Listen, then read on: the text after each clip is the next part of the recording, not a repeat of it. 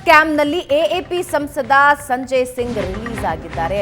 ಅಂದ್ರೆ ಅವರಿಗೆ ಬೇಲ್ ಸಿಕ್ಕಿದೆ. 6 ತಿಂಗಳ ಬಳಿಕ ಸುಪ್ರೀಂ ಕೋರ್ಟ್ನಿಂದ ಜಾಮೀನು ಮಂಜೂರಾಗಿದ್ದು ಅಕ್ಟೋಬರ್ 4, 2023ರಲ್ಲಿ ಸಂಜಯ್ ಸಿಂಗ್ನ ಇಡಿ ಬಂಧಿಸಿತ್ತು. ನ್ಯಾಯಮೂರ್ತಿ ಸಂಜೀವ್ ಖನ್ನಾ ನೇತೃತ್ವದ ಪೀಠದಿಂದ ಜಾಮೀನು ಮಂಜೂರಾಗಿದೆ. ಸಂಸದ ಸಂಜಯ್ ಸಿಂಗ್ ರಿಲೀಸ್ ಆಗಿದ್ದು ಕೇಜ್ರಿವಾಲ್ ಲಾಕ್ ಆಗಿದ್ದಾರೆ. ಸಿಎಂ ಕೇಜ್ರಿವಾಲ್ಗೆ ಮಾತ್ರ ಜೈಲಿಗೆ ಕಳಿಸಿದ್ಯಾಕೆ? ಎಲೆಕ್ಷನ್ ಮುಗಿಯೋವರೆಗೂ ಸಿಎಂ ಡಿಸಿಎಂಗೆ ಜೈಲ.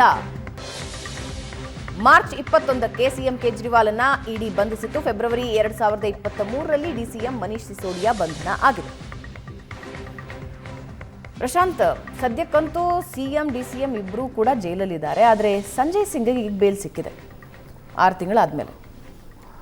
ದಿನೇಶ್ ಅರೋರಾ ಅನ್ನೋ ಆರೋಪಿ ಅಪ್ರೂವರ್ ಆದ ಮೇಲೆ ಸಂಜಯ್ ಸಿಂಗ್ ಬಂಧನರಾಗಿತ್ತು. 6 ತಿಂಗಳಾಗಿತ್ತು ಜೈಲಿಗೆ ಹೋಗಿ.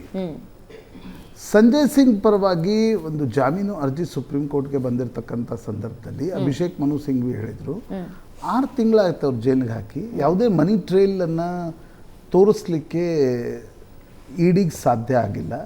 ಹೀಗಾಗಿ this is a fit case for a bail ಅಂತಕ್ಕಂಥದ್ದನ್ನು ನಿನ್ನೆ ಸುಪ್ರೀಂ ಕೋರ್ಟ್ ಗಮನಕ್ಕೆ ತಂದಾಗ ಇಡಿ ಪರ ವಕೀಲರನ್ನು additional solicitor general S V Raju ಅವರನ್ನು ಸುಪ್ರೀಂ ಕೋರ್ಟ್ ಪೀಠ ಕರೆಸ್ಕೊಳ್ತು.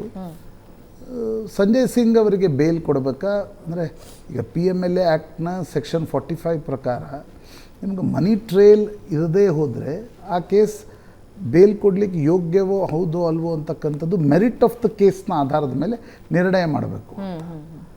ಅದೇ ಎಸ್ ವಿ ರಾಜು ನಂತರ ಕೋರ್ಟಿಗೆ ಬಂದು ಹೇಳಿದರು, ಇಲ್ಲ ಈ ಪ್ರಕರಣದಲ್ಲಿ ನಮ್ಗೆ ಬೇಲ್ ಕೊಡಲಿಕ್ಕೆ ಯಾವುದೇ ರೀತಿಯಾಗಿರ್ತಕ್ಕಂಥ ಅಡ್ಡಿ ಆತಂಕಗಳಿಲ್ಲ, ಆದರೆ ಮೆರಿಟ್ಸ್ ಆಫ್ ದ ಕೇಸ್ನ ಆಧಾರದ ಮೇಲಲ್ಲ.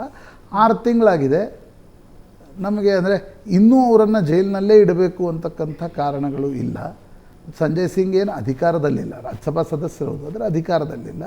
ಹೀಗಾಗಿ ಅವರಿಗೆ ಜಾಮೀನು ಕೊಡಬಹುದು ಅಂತಕ್ಕಂಥದ್ದನ್ನು ಹೇಳಿದಾಗ ನಿನ್ನೆ ಸುಪ್ರೀಂ ಕೋರ್ಟ್ ಅವ್ರಿಗೆ ಜಾಮೀನನ್ನು ಕೊಟ್ಟಿದೆ. ಆದರೆ ಮೆರಿಟ್ ಆಫ್ ದ ಕೇಸ್ ಬಗ್ಗೆ ನಾವು ಯಾವುದೇ ರೀತಿಯ ಉಲ್ಲೇಖ ಮಾಡ್ತಾ ಇಲ್ಲ ಅಂತಕ್ಕಂಥದ್ದನ್ನು ಕೂಡ ಸ್ಪಷ್ಟವಾಗಿ ಹೇಳಿದೆ.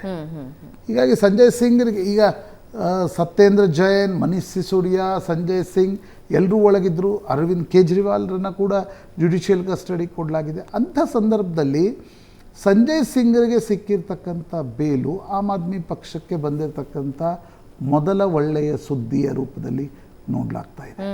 ಸಂಜಯ್ ಸಿಂಗ್ ಹೊರಗಡೆ ಬಂದು ಏನು ಹೇಳ್ತಾರೆ, ಯಾವ ಕಾರಣಕ್ಕೆ ಅವ್ರಿಗೆ ಬೇಲ್ ಕೊಡಲಾಯಿತು ಅಂತಕ್ಕಂಥದ್ದು, ಒತ್ತಡ, ಇವೆಲ್ಲವೂ ಪ್ರಾಯಶಃ ಸಂಜಯ್ ಸಿಂಗ್ ಹೊರಗಡೆ ಬಂದು ಮತ್ತು ಅವ್ರಿಗೆ ಪೊಲಿಟಿಕಲ್ ಆ್ಯಕ್ಟಿವಿಟಿಯನ್ನು ಮಾಡಲಿಕ್ಕೆ ಯಾವುದೇ ರೀತಿಯಾಗಿರ್ತಕ್ಕಂಥ ಅಡ್ಡಿ ಆತಂಕಗಳು ಇಲ್ಲ ಅನ್ನೋದನ್ನು ಕೂಡ ಸುಪ್ರೀಂ ಕೋರ್ಟ್ ಸ್ಪಷ್ಟವಾಗಿ ಹೇಳಿದೆ. ಇನ್ನೊಂದು ಕಡೆ ಅರವಿಂದ್ ಕೇಜ್ರಿವಾಲ್ರನ್ನು 15 ದಿನಗಳ ಕಾಲ ಜುಡಿಷಿಯಲ್ ಕಸ್ಟಡಿ ಕೊಡಲಾಗಿದೆ. ಮನೀಶ್ ಸಿಸೋಡಿಯಾ ಅಂತರೂ 1 ವರ್ಷದಿಂದ ಒಳಗಡೆ ಇದ್ದಾರೆ. ಹೀಗಾಗಿ ಸಂಜಯ್ ಸಿಂಗ್ರಿಗೆ ಬೇಲ್ ಕೊಟ್ಟಿರ್ತಕ್ಕಂಥದ್ದು, ಸುಪ್ರೀಂ ಕೋರ್ಟ್ ಕೊಟ್ಟಿರ್ತಕ್ಕಂಥದ್ದು ಒಂದು ಸಿಗ್ನಿಫಿಕೆಂಟ್ ಡೆವಲಪ್ಮೆಂಟ್ ಈ ಲಿಕ್ಕರ್ ಸ್ಕ್ಯಾಮ್ ಕೇಸ್ನಲ್ಲಿ ಅಂತ ಅನಿಸುತ್ತೆ. ಒಂದು ತೂತು ಮೇಮೆ ನಡೀತಾನೆ ಇದೆ ಆಡಳಿತ ಪಕ್ಷ ಮತ್ತು ವಿರೋಧ ಪಕ್ಷಗಳ ನಡುವೆ. ಮೊನ್ನೆ ಅಷ್ಟೇ ರಾಮಲೀಲಾ ಮೈದಾನದಲ್ಲಿ INDI ಒಕ್ಕೂಟದ ಬೃಹತ್ ಸಭೆ ನಡೀತು. ಇನ್ನೊಂದು ಕಡೆ ಈಗ 15 ದಿನ ಜುಡಿಷಿಯಲ್ ಕಸ್ಟಡಿಯಲ್ಲಿ ಕೊಟ್ಟಾಗ ಅರವಿಂದ್ ಕೇಜ್ರಿವಾಲ್ ಜೈಲಿನಿಂದಲೇ ಮುಖ್ಯಮಂತ್ರಿ ಆಡಳಿತವನ್ನು ನಡೆಸ್ತಾ ಇದ್ದಾರೆ. ಇದು ಎಷ್ಟು ದಿನ ನಡೆಯುತ್ತೆ, ಹೇಗೆ ನಡೆಯುತ್ತೆ, ಏನಾಗುತ್ತೆ ಅನ್ನೋದು ಒಂದು ಕುತೂಹಲದ ಪ್ರಶ್ನೆ ಜೊತೆಗೆ ಆಮ್ ಆದ್ಮಿ ಪಕ್ಷದ ಅಸ್ತಿತ್ವದ ಪ್ರಶ್ನೆ ಕೂಡ ಬರುತ್ತೆ.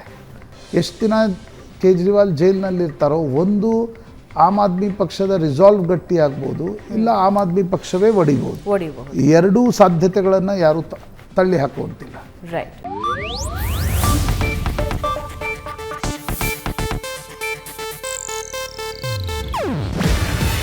ಇದು ಏಷ್ಯಾನೆಟ್ ನ್ಯೂಸ್ ನೆಟ್ವರ್ಕ್ ಪ್ರಸ್ತುತಿ. ನೀವು ನೋಡ್ತಿದ್ದೀರಾ ಏಷ್ಯಾನೆಟ್ ಸುವರ್ಣ ನ್ಯೂಸ್.